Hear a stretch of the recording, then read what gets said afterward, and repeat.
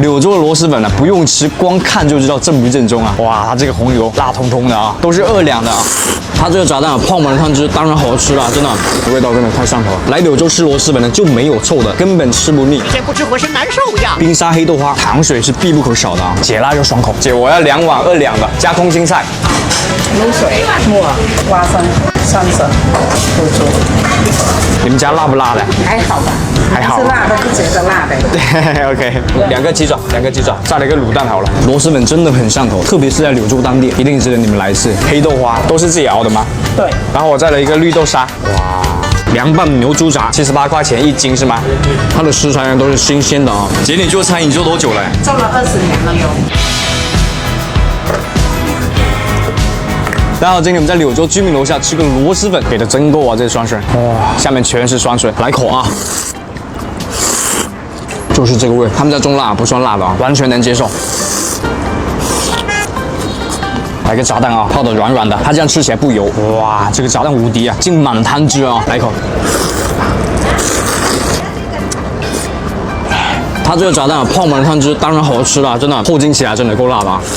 他们家的粉呢是有点脆的哦，够滑够脆。来口汤啊，他们家汤呢有带一点卤香的味道的，难得来柳州啊，一定要吃个够。哇，一整片猪皮啊，这看着也太爽了！鸡脚、弹清蛋、腊肠、虎皮猪爪，这个吃螺蛳粉必点的啊，直接上手了啊，上满辣油。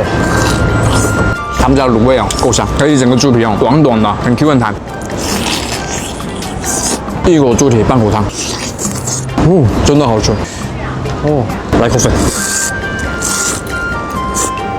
根本停不下来，糖心了哦！蛋黄也够黄，太漂亮了。冰沙黑豆花，来柳州吃螺蛳粉哦，糖水是必不可少的啊，他们是绝配的 CP， 解辣又爽口。哇，一整块猪皮啊，了解一下，本身就这么红啊，来一口，沾满辣油啊，这个猪皮太绝了，Q Q 弹弹的啊，重点它是很吸汁，再来口粉啊，